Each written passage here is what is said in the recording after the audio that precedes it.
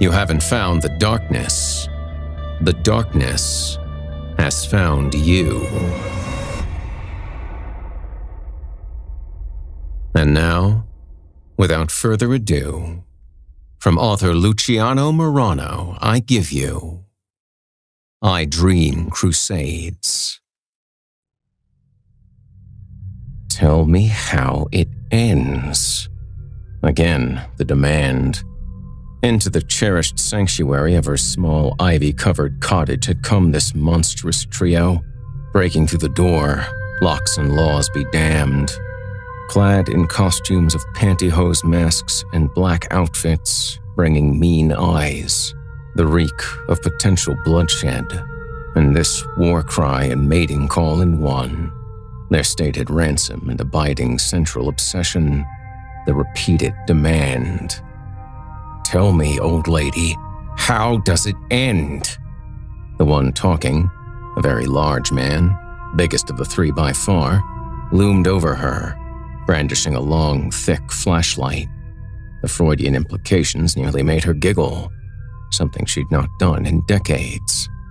Instead, Charlotte Elizabeth Hopkins, reigning grande dame of epic fantasy fiction, an authentic, living legend at the venerable age of 89, unquestioned successor to the throne of Tolkien, and recipient of, among many additional accolades, an unprecedented 2 separate Lifetime Achievement Awards from the International Fabulist Association, and who had been awarded a National Medal of the Arts and twice named a finalist for the Nobel Prize in Literature, stuck her wine-stained tongue between her dour lips and blew a resounding raspberry. In the seemingly endless moment of ensuing silence, the 2 intruders she could see, the third having slinked off behind her somewhere, exchanged gobsmacked looks. The man's shoulders slumped and, Charlotte noted with some delight, even his flashlight seemed to wilt as he exclaimed, "What the absolute fuck?" The shorter one, a thin, twitchy young man skulking in the corner near Charlotte's ancient, boxy television, which hadn't worked since before Bush was president, that would be the first Bush, let loose a tittering laugh. "Granny's got balls," he said. "Gotta give her that, Billy." "Shut up!" The big one halfway turned and threw up his hands. "I said no names, moron! In fact, I'm pretty sure I said no words from you at all. You're the lookout, right? So get your eyes back to the window and look out!" Facing Charlotte, he smacked the flashlight against his palm. "Lady, just tell me how your next book ends and we're gone. Okay? All of this." He gestured to his mask and the plain black sweatshirt. "We're doing this for you. Get it? If you can't identify us, there's no reason you have to get hurt, right? Please, just answer the question. Let's all get on with our lives. Now give it up. How does, what the hell's it called again?" "A Symphony of Swords," said the skinny one. "Right. How does a Symphony of Swords end?" Here again, the demand. And finally, Charlotte knew she must answer and speak the truth she'd been so reluctant to admit even to herself. Slowly, but without a single tremble, she reached out to select a slim cigar from the golden box, gift from a long-ago lover, the rebellious son of an oil sheik, on her desk. Clenching the plastic tip of the Black and Mild in her crooked yellow teeth and flicking open her Zippo, Charlotte calmly and confidently confessed, "I haven't the slightest idea." Arms crossed, she rocked back in the squeaky chair. She'd been at her desk when the trespassers burst in, sitting, as she did every night, in front of her typewriter with a fresh sheet of paper in place, awaiting input from her increasingly reluctant muse. With the first 2 of the evening's customarily large glasses of Merlot already under her belt, so to speak, Charlotte had been too stunned at their sudden appearance to call the police, even if she had had a phone, which she most certainly did not. The nearest neighbors were 3 miles away. Her cottage was shielded from view of the closest road by a dense swath of trees. The situation was doomed to play out uninterrupted. The one called Billy sighed theatrically. "No dice, lady. I'm warning you. If you don't..." And the threat continued, but Charlotte barely heard. She really didn't need to, feeling certain these unexpected and unwelcome guests were incapable of any originality whatsoever, or further surprise beyond the act of their arrival. The whole scenario was so trite, so hopelessly pulp, like something out of a sordid little Stephen King story, she thought. Where was John D. MacDonald when he needed him? Or better yet, Patricia Highsmith. Both were dead, of course, like so many of the others. Charlotte shifted her aged bones and wondered again how she'd so far remained exempt. Maybe my time has come at last, she considered. It was not an overly distressing possibility. "Are you listening to me?" Billy punctuated the question with another slap of the flashlight against his palm. "Do you understand what is happening right now?" "I understand perfectly, young man." Charlotte puffed her cigar and looked Billy over with narrowed eyes. "You're going to make me an offer I cannot refuse, or some such nonsense. And if I don't play ball, as you say, I'll find myself subject to vague and unspecified, but nonetheless devastating acts of bodily harm. Is that summary accurate?" The boy in the corner laughed again. "This woman," Billy muttered. "Yes, lady, that is accurate. And you better believe I mean it. Now tell me how the series ends." "Oh, I can see you're quite serious. And your uninvited presence here this evening certainly proves your resolve. But I need you to believe me when I say that I have no idea how the River of Time's meaning will conclude, nor even if Symphony of Swords will in fact be the final book in the series. Now, Billy, do you understand? It is simply not up to me." "Bullshit!" Billy gestured around the shabby cottage, the living room crammed so full of books as to be nearly inaccessible, and the lumpy sofa Charlotte used as a bed, having long since become too old to access the tiny bedroom at the top of the steep, narrow stairs, the dingy kitchen beyond, where the third intruder likely lurked. "Who the hell else would it be up to?" Charlotte smoked and rocked, saying finally, as if it were the most obvious thing in the world, "My muse." The strike to the back of her head was hard but oddly restrained, as if her attacker wanted Charlotte to understand how much worse it could, and likely soon would, be. The cigar fell to her lap, singeing her fraying cardigan. "That is quite enough." The voice was soft but cold, with a friendly draw and subdued edge, a switchblade held in a mittened hand. From behind Charlotte, as she massaged her scalp and retrieved the smoldering cigar from her lap, walked the third invader, slipping casually out of her bulky leather jacket to reveal an athletically built and well-endowed woman of about 40, in tight jeans and a black t-shirt. She leaned against Charlotte's desk and slowly pulled the pantyhose from her head, mussing short hair the color of blood on fresh asphalt. "Let's understand one another, Mrs. Hopkins." She smiled politely below eyes so darkly brown as to seem black in the gloom of the cluttered cottage. "My name's Shelby, and I don't care if you're alive when we leave here tonight. If you think old Billy won't kill you easy as pie if I say, you're not half as smart as all them la-di-da critics seem to think. He ain't exactly the sharpest knife in the drawer, I'll grant you that, but he's real good with his hands, and I give him plenty of reasons to be awful fond of me. But see, it's not really him that needs to be convinced you ain't fibbing. It's me that brought us here, and it's me that needs to know the ending of your book. So, what do you say?" Angie has made it easier than ever to connect with skilled professionals to get all your jobs projects done well. If you own a home, you know how much work it can take, whether it's everyday maintenance and repairs or making dream projects a reality. It can be hard just to know where to start, but now all you need to do is Angie that. and find a skilled local pro who will deliver the quality and expertise you need. Angie has over 20 years of home service experience, and they've combined it with new tools to simplify the whole process. Bring them your project online or with the Angie app, answer a few questions, and Angie can handle the rest from start to finish, or help you compare quotes from multiple pros and connect instantly, which means you can take care of just about any home project in just a few taps. Because when it comes to getting the most out of your home, you can do this when you Angie that.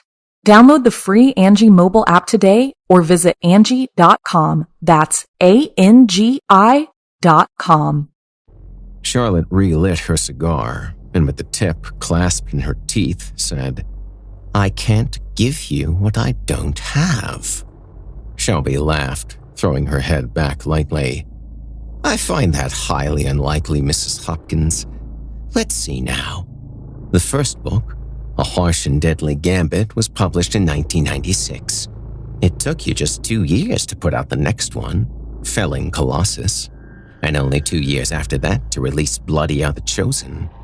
Granted, it took 5 years to release A Song of Love and Loss, then 6 more for the last one, I Dreamed Crusades, a publishing phenomenon that sold something like 1 billion copies.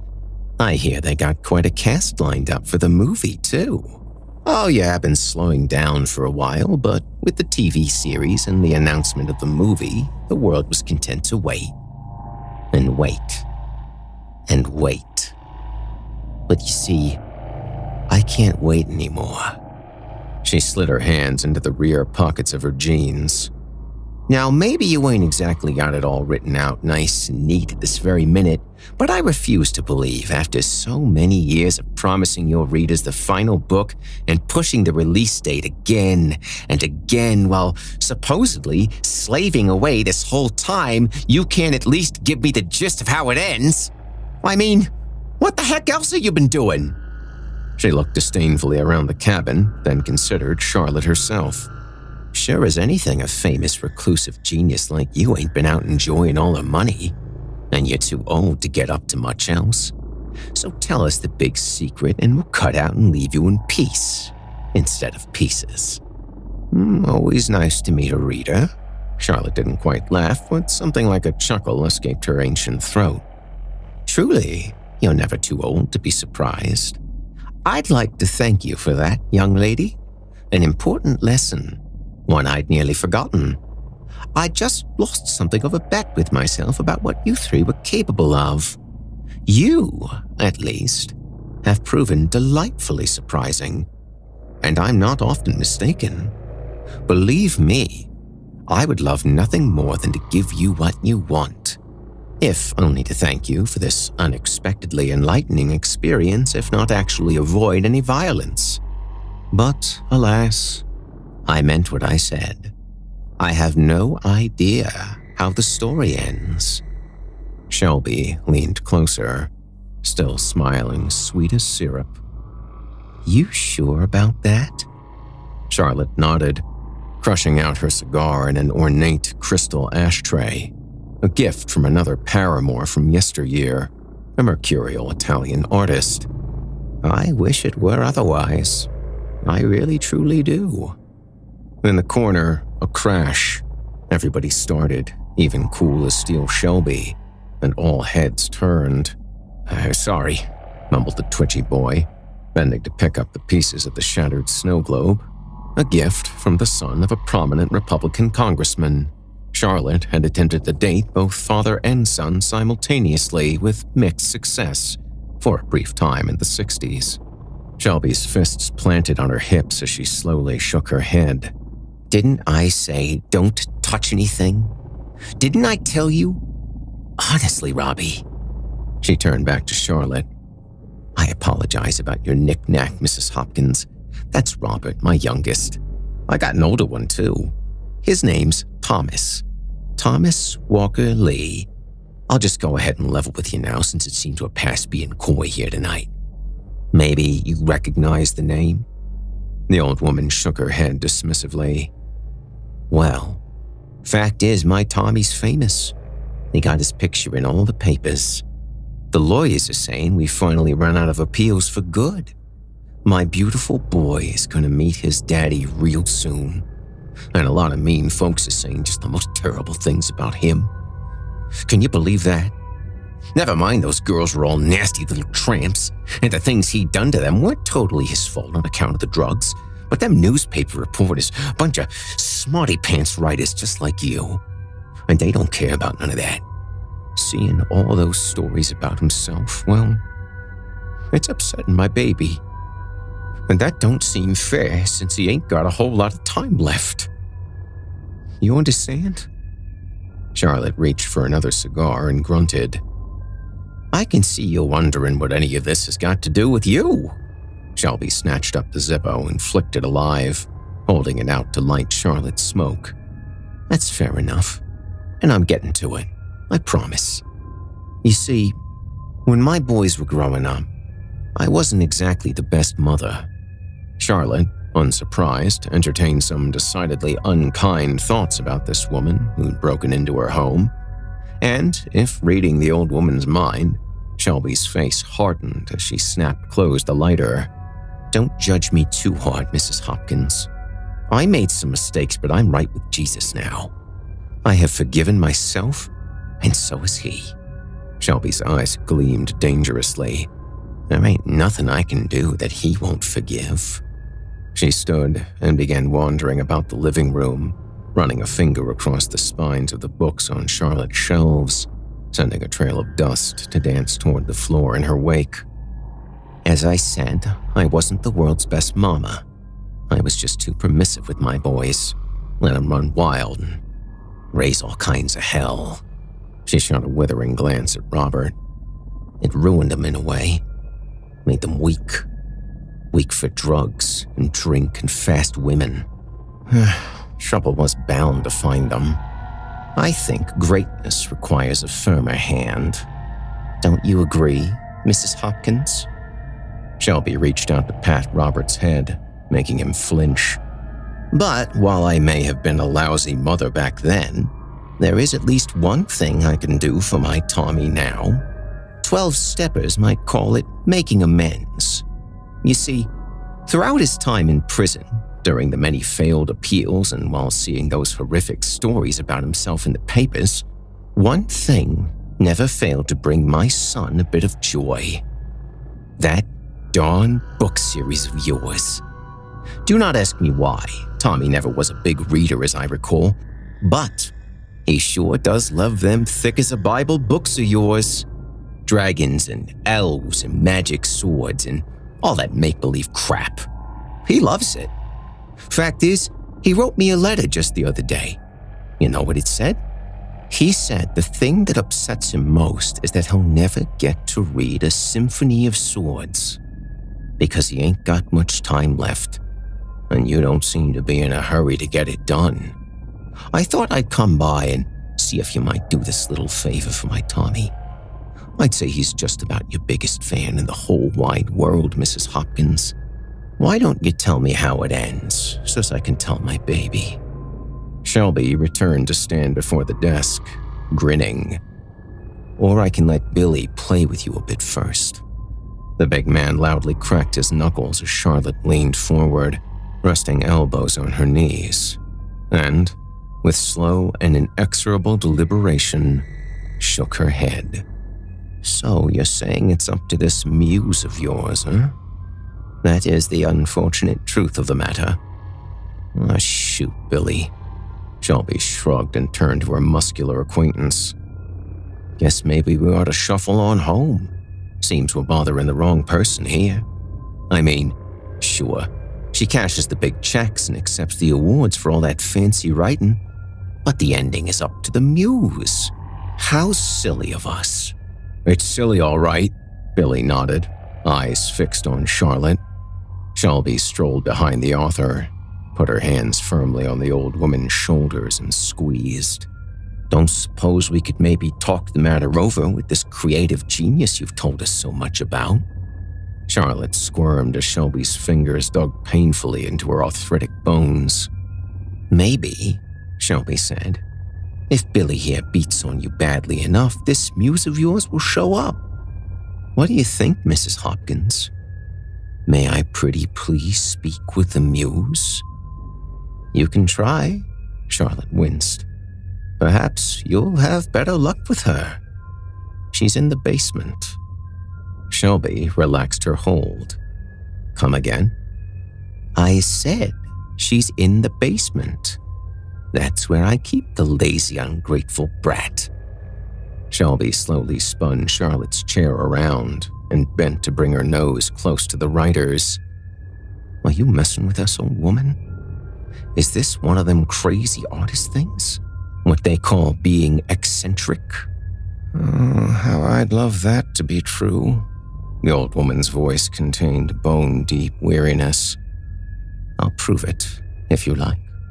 Shelby pulled from her pocket a small black handle from which, with a flick of her wrist and a quick metallic snap, extended a thin, silver blade. She whispered, If you're trying to trick me, I will slit your lying, wrinkled throat. Charlotte was honestly surprised at the strange mix of feelings that welled up in her then, tearing through the distracting aches in her muscles and joints, years of self-imposed isolation, and diligently soaking her body and brain in wine.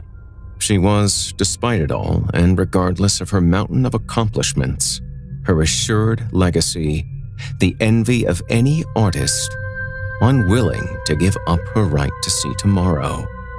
And she was dwelling again, for the first time in ages, on how the story might end. Her eyes went from the blade to the face of the wielder. Agreed, she said, hefting herself from the chair. The great author shuffled through the darkened kitchen, shadowed closely by Billy, who trained the beam of his Freudian flashlight ahead of them. Shelby followed him, with Robert sullenly trailing behind. Charlotte took an old metal lantern from a hook on the wall and lit the candle inside the Zippo from her desk with practiced ease. She opened a door, which to all appearances was a pantry or closet, revealing a stone stairway leading down. No tricks, lady. Billy's voice was full of forced machismo, but his eyes went nervously from the darkness beyond the stairs to Shelby, seeking reassurance. Oh, it's all a trick, Charlotte said, carefully descending, holding aloft the flickering lantern with one gnarled hand and placing the other on the wall for support. That's what writing is, you know. It's a trick, like magic. Their feet were anxious whispers on the stone steps as they made their way downward. A magician makes a dove transform into a bouquet of flowers. He turns his beautiful assistant into a puff of smoke.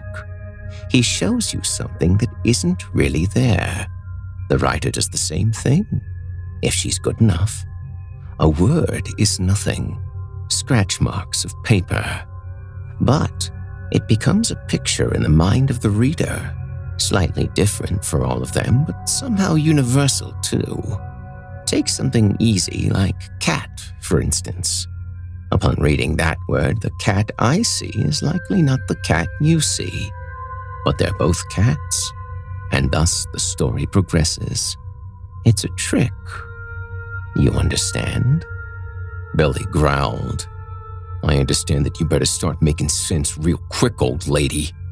People always want to know, Charlotte continued, unperturbed by his anger, where the ideas come from. Where do you get your ideas? Honestly, if I rubbed a genie's lamp tomorrow, my first wish would be to remove that damnable question from the lexicon of humanity. The truth, of course, is there is no single answer. They came at last to the bottom and stood together in a small room, dirt floor strewn with hay. The lantern and flashlight did their best to fight back a darkness that probed them with eager, inquisitive tendrils. The air was dry and cold, smelled of dust and dirt and something sweet, almost like overly ripe fruit. The writing is a trick, as I said, Charlotte explained. But the idea, that's the true magic part. And that, I'm afraid, cannot be explained so easily. Subject a dozen writers to that atrocious query and you'll get a dozen answers. As for myself, she lifted the lantern to cast a wash of light over the stout wooden door set into the rough clay wall at the far end of the room. I get my ideas there. The aged scribe walked quickly to the door, leaving the uneasy trio to scamper after her, realizing only in their rush, their sudden terror at the idea of being separated from Charlotte, the intense feeling of dread which had taken hold of them. She lifted from around her neck a chain, upon which dangled a large antique key. It was so easy at first. She came to me when I was a little girl. I was a sickly, lonely child, and books were my only friends for a very long time. They're still my only friends, I suppose. Then, one day, my muse came to me and told me how I might write stories of my own. And so I did. Charlotte pushed the key into the weathered, rusty lock. It wasn't a sure thing, she said. Fame and renown, even with so clever and productive a muse working with you and all the desire in the world, they were not a certainty. But we kept at it and worked hard. She providing the ideas, me the presentation, the tricks. And eventually we got better. Then we got better still. It all seems to have gone by very quickly to me now, looking back. She forced the key to turn, the lock's innards groaning at the effort. Finally, it gave a booming click, and the door swung ajar. It was all the success, I think, Charlotte said quietly, that made us so careless. Her hand reached out to push open the heavy door. Beyond it, inside a smaller chamber, the muse sat on a pile of soiled hay, a grotesque figure revealed in the hellish red glow of light cast by two lanterns hung on lengths of chain that dangled from the high ceiling, itself unseen somewhere in the impenetrable blackness above. Jesus Christ, Billy gagged. Oh, Mommy, Robert cried pathetically. I don't like it. Hush now, baby, Shelby said. What the hell is it? My muse, Charlotte shrugged. What's left of it anyway? Vaguely human in construct, the beast was white as a wedding cake's frosting, completely hairless and enormously fat. Its belly hung pendulously down over two short stick legs, surely useless, jutting out at odd angles from below the folds. The arms were incongruously long and bony, with an extra joint between shoulder and elbow that allowed them to bend and twist into insane angles. On each wrist was a thick manacle, attached by chain to mounts on the wall. At the center of the misshapen mound of flesh that was the thing's head, a small, furious face was squashed into a permanent scowl. Fat lips slick with saliva pouted and pursed, and from between which came increasingly frantic whines and gurgles as its cold, beady eyes alighted on the crowd in the doorway. Greetings, old girl. Charlotte walked into the room, lantern held high. The muse, after recoiling momentarily, began to claw the air as if meaning to reach out and grab the woman. Scattered about the floor were sheets of yellowed paper, wrinkled and smeared with dirt. Groaning at the effort, Charlotte bent to pick up the nearest. She smoothed it flat against her thigh and held the page close to the lantern so as to better make out the jumbled, primitive writing scrawled upon it. She used to be so good, the old woman said. Now, I'm lucky to get 2 or 3 pages worth of decent plot each month out of her. Charlotte carefully kicked an empty liquor bottle, sending it rolling away to clink gently as it struck another. Several more were scattered about the room, along with hundreds of crinkled candy wrappers blanketing the ground like an autumn forest's worth of fallen leaves, gnawed and half-shredded tabloid magazines. People, entertainment, In Touch had collected in the room's corners, mutilated faces of smiling stars, gossip, quite literally in this case, eagerly devoured. I gave her just about everything she wanted. Charlotte's voice was thin and sad, and she still won't tell me how the story ends. Turning back to the door, she said, "So how in the hell am I supposed to tell you?" She walked slowly out of the room, careful to avoid tripping on any bottles or litter, knowing full well that a fall at her age just wouldn't do. The threesome of intruders parted slightly in silence to let her pass. "Maybe it's as you said, young lady. Perhaps I spoiled her, being too permissive. We used to be quite diligent, she and I. Look at her now. Bloated, lazy, and halfway simple. And I must admit that my own work habits haven't exactly been rigorous, especially these last 10 or 20 years. Maybe greatness does indeed require a firmer hand." Shelby's face was set with grim, inflexible determination. "I don't understand any of this, and I don't care. Go on, Billy. Make that disgusting thing tell us how the story ends." The big man looked at her with raised eyebrows. "Go on," she insisted. "We come this far, ain't we?" "Oh, you can't threaten the muse into productivity," Charlotte smirked. "Believe me, I tried. How do you think she got tied up down here in the first place? You may be a great writer, Mrs. Hopkins, but I can't imagine you know much about persuasion."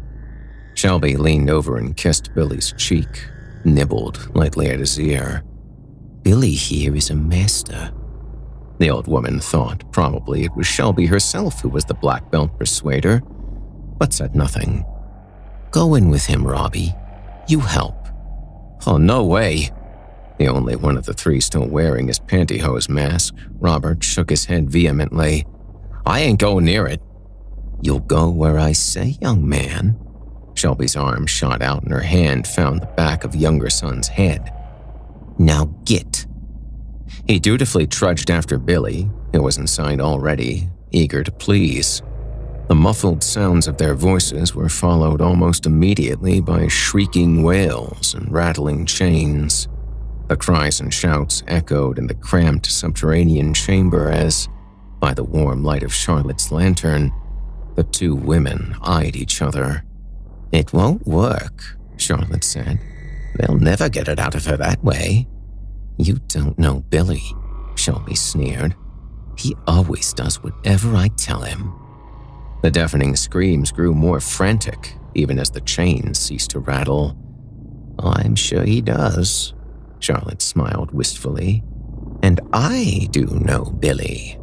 I've known about 100 Billies of my own, maybe more, throughout the years. They're quite useful. Some are even fun for a little while, anyway. But you and I both know they have inherent, shall we say, limitations? What are you trying to say, old woman?" "I'm saying you're about to fail your son again." The cries faded to weak croaks and raspy gurgles. Shelby brandished her knife, a toothy shark smile spreading over her face. "When they're finished, I'm going to cut you into itty-bitty pieces for that." Over her shoulder, she called, "How's it going in there?" A sickly moan leaked listlessly from behind the partially closed door. "I said, how is it going in there? Billy? Answer me!" Charlotte said, "Did any of them look like you? The girls your son killed?" "Bitch," Shelby hissed. Turning, she stalked away, shoved open the door, and stormed inside. "Now what exactly is going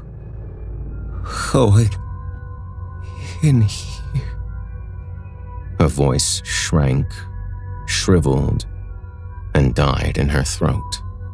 Shelby had time to stand frozen, registering the gruesome scene before her.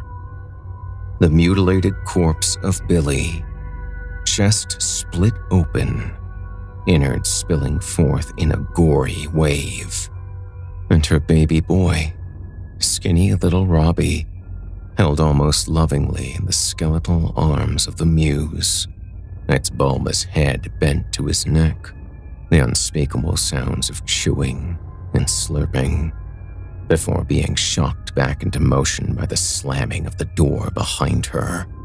Shelby whirled, throwing herself against the thick wood, pummeling it with furious fists, but the ancient door held, sound and unmovable as the certainty of death itself, as she ravaged the skin of her hands and screamed her throat raw.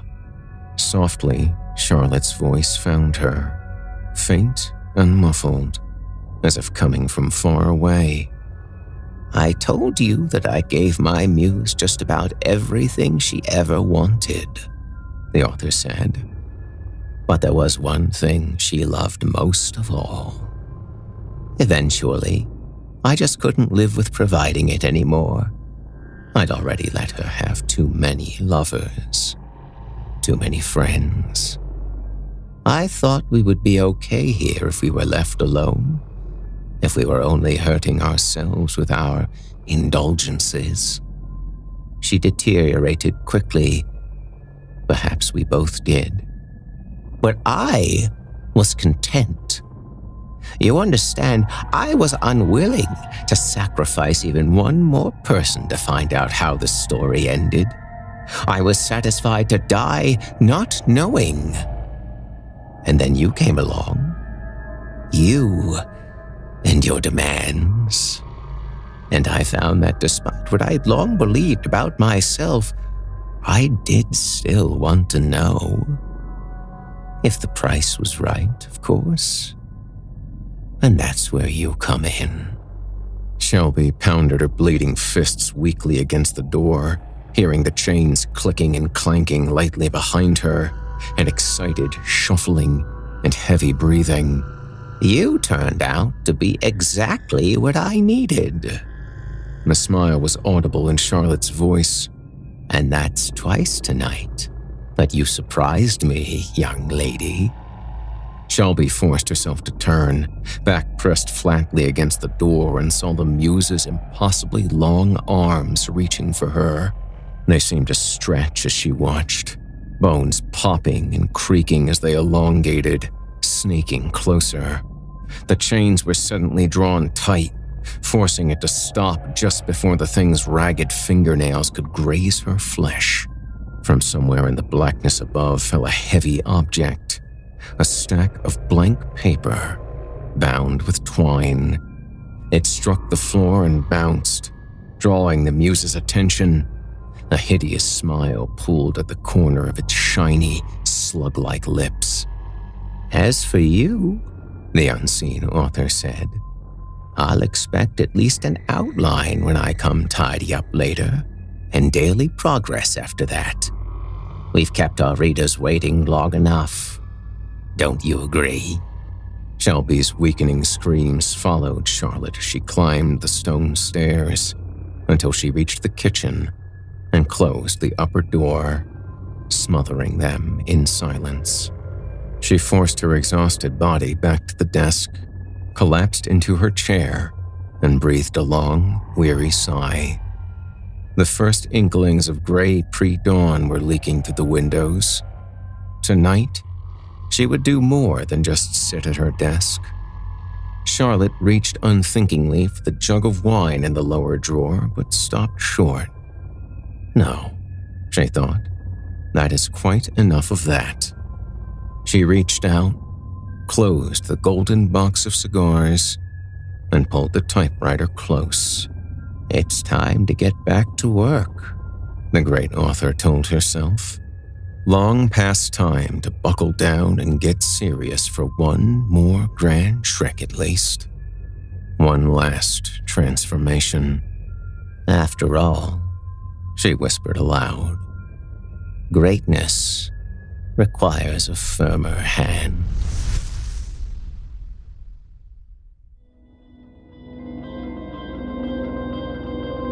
You've been listening to I Dream Crusades by Luciano Marano.